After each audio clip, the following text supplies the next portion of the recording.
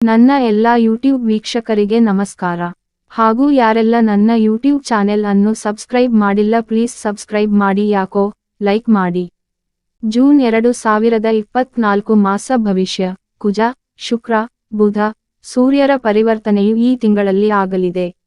ಇದು ಹಲವು ವೇಳೆ ರಾಶಿಗಳಿಗೆ ಉತ್ತಮ ಫಲ, ಕೆಲವರಿಗೆ ಮಧ್ಯಮ, ಅಧಮ ಫಲವು ಪ್ರಾಪ್ತವಾಗಲಿದೆ. ಯಾರೂ ತಾಳ್ಮೆಯನ್ನು ಕಳೆದುಕೊಳ್ಳ, ಉತ್ತಮ ಕಾಲದ ನಿರೀಕ್ಷೆಯಲ್ಲಿ ಇರುವುದು ಸೂಕ್ತ.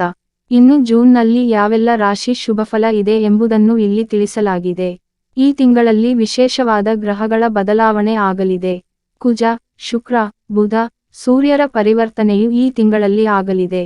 ಇದು ಹಲವು ವೇಳೆ ರಾಶಿಗಳಿಗೆ ಉತ್ತಮ ಫಲ, ಕೆಲವರಿಗೆ ಮಧ್ಯಮ, ಅಧಮ ಫಲವು ಪ್ರಾಪ್ತವಾಗಲಿದೆ. ಯಾರೂ ತಾಳ್ಮೆಯನ್ನು ಕಳೆದುಕೊಳ್ಳ, ಉತ್ತಮ ಕಾಲದ ನಿರೀಕ್ಷೆಯಲ್ಲಿ ಇರುವುದು ಸೂಕ್ತ. ಮೇಷ ರಾಶಿ. ಜೂನ್ ತಿಂಗಳಲ್ಲಿ ರಾಶಿ ಚಕ್ರದ ಮೊದಲ ರಾಶಿಗೆ ಶುಭಫಲವು ಇರಲಿದೆ. ದ್ವಾದಶದಲ್ಲಿ ಇರುವ ಕುಜನು ಸ್ವಕ್ಷೇತ್ರಕ್ಕೆ ಆಗಮಿಸುವನು. ಸೂರ್ಯ ಮತ್ತು ಶುಕ್ರರು ತೃತೀಯ ಸ್ಥಾನಕ್ಕೆ ಹಾಗೂ ಬುಧನು ಚತುರ್ಥಕ್ಕೆ ಹೋಗುವನು. ಎಲ್ಲ ಮಾರ್ಗದ ಧೈರ್ಯವಿರುವುದು. ಸಾಹಸ ಕಾರ್ಯದಲ್ಲಿ ತೊಡಗಿಕೊಳ್ಳುವ ಅವಕಾಶ ಬರುವುದು. ಸಹೋದರ ನಡುವಣ ಸಂಬಂಧವನ್ನು ತಪ್ಪಿದ್ದರೆ ಬೆಸೆಯುವ ಸೂಚನೆ ಕಾಣಿಸುವುದು. ಬಾಂಧವರ ಜೊತೆ ಸಮಯ ಕಳೆಯುವಿರಿ. ಮೇಷ ರಾಶಿಯ ಅಡಿಯಲ್ಲಿ ಜನಿಸಿದವರಿಗೆ ಈ ತಿಂಗಳು ಏರಿಳಿತಗಳಿಂದ ತುಂಬಿರುತ್ತದೆ. ಈ ತಿಂಗಳು ಕೆಲಸದ ಸ್ಥಳದಲ್ಲಿ ಪ್ರಯೋಜನಕಾರಿ ಫಲಿತಾಂಶಗಳನ್ನು ಉತ್ಪಾದಿಸುವ ಹೆಚ್ಚಿನ ಅವಕಾಶವನ್ನು ಹೊಂದಿದೆ. 10ನೇ ಮನೆಯ ಅಧಿಪತಿಯಾದ ಶನಿಯು ಈ ತಿಂಗಳಲ್ಲಿ ನಿಮ್ಮ 11ನೇ ಮನೆಯಲ್ಲಿ ಉಳಿಯುತ್ತಾನೆ. ಇದು ನೀವು ಕಷ್ಟಪಟ್ಟು ಕೆಲಸ ಮಾಡುತ್ತೀರಿ ಎಂದು ಸೂಚಿಸುತ್ತದೆ. ತಿಂಗಳು ವ್ಯವಹಾರದಲ್ಲಿ ವ್ಯಕ್ತಿಗಳಿಗೆ ಅತ್ಯುತ್ತಮ ಅವಕಾಶಗಳನ್ನು ನೀಡುತ್ತದೆ. ವೃತ್ತಿಪರ ಸಹಯೋಗಗಳು ವೈಯಕ್ತಿಕ ಸಂಬಂಧಗಳಿಗೆ ವಿಸ್ತರಿಸಬಹುದು. ಇದರ ಪರಿಣಾಮವಾಗಿ ಬಿಗಿಯಾದ ಬಂಧ ಮತ್ತು ನಿಮ್ಮ ವ್ಯವಹಾರದ ಹೆಚ್ಚಿನ ತಿಳುವಳಿಕೆಯು ಹೆಚ್ಚುವರಿ ಯಶಸ್ಸಿಗೆ ಕಾರಣವಾಗುತ್ತದೆ. ವಿದ್ಯಾರ್ಥಿಗಳ ಜೀವನದಲ್ಲಿ 5ನೇ ಮನೆಯ ಅಧಿಪತಿಯಾದ ಸೂರ್ಯನು ಗುರು, ಶುಕ್ರ ಮತ್ತು ಬುಧನೊಂದಿಗೆ 2ನೇ ಮನೆಯಲ್ಲಿ ಸ್ಥಾನ ಪಡೆಯುತ್ತಾನೆ. ನೀವು ಕ್ರಮಬದ್ಧವಾಗಿ ಅಧ್ಯಯನ ಮಾಡುವುದಲ್ಲದೆ ಇತರ ಹವ್ಯಾಸಗಳಿಗೆ ಗಮನ ಕೊಡುತ್ತೀರಿ. ಈ ತಿಂಗಳು ಉತ್ತಮ ಕೌಟುಂಬಿಕ ವಾತಾವರಣವನ್ನು ಹೊಂದುವ ಸಾಧ್ಯತೆಯಿದೆ.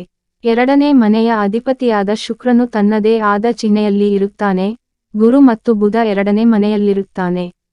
ಇದರರ್ಥ ಕುಟುಂಬವು ಒಂದು ಪ್ರಮುಖ ಸಮಸ್ಯೆಯ ಬಗ್ಗೆ ಚಿಂತನಶೀಲ ಚರ್ಚೆಗಳನ್ನು ನಡೆಸುತ್ತದೆ. ನಿಮ್ಮ ಪ್ರಣಯ ಸಂಬಂಧದ ವಿಷಯಕ್ಕೆ ಬಂದಾಗ 5ನೇ ಮನೆಯ ಅಧಿಪತಿಯಾದ ಸೂರ್ಯನು ಗುರು, ಶುಕ್ರ ಮತ್ತು ಬುಧದ ಜೊತೆಗೆ 2ನೇ ಮನೆಯಲ್ಲಿ ಇರುತ್ತಾನೆ. ನಿಮ್ಮ ಪ್ರಣಯ ಸಂಬಂಧಗಳಿಗೆ ಈ ಸಮಯವು ಪ್ರಯೋಜನಕಾರಿಯಾಗಿದೆ. ವಿವಾಹಿತರಿಗೆ ಈ ತಿಂಗಳು ಸಾಮಾನ್ಯವಾಗಿ ಅನುಕೂಲಕರವಾಗಿರುತ್ತದೆ.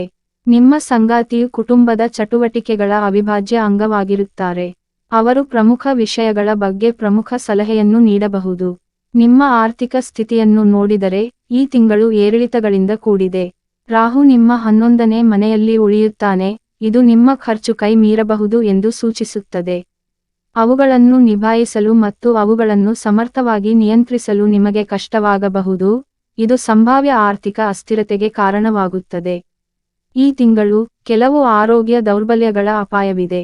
ನೀವು ಕಣ್ಣಿನ ನೋವು, ಕಣ್ಣುಗಳಲ್ಲಿ ಸುಡುವ ಸಂವೇದನೆಗಳು ಅಥವಾ ಹಿಮ್ಮಡಿ ಅಥವಾ ಪಾದಗಳಲ್ಲಿ ನೋವನ್ನು ಅನುಭವಿಸಬಹುದು.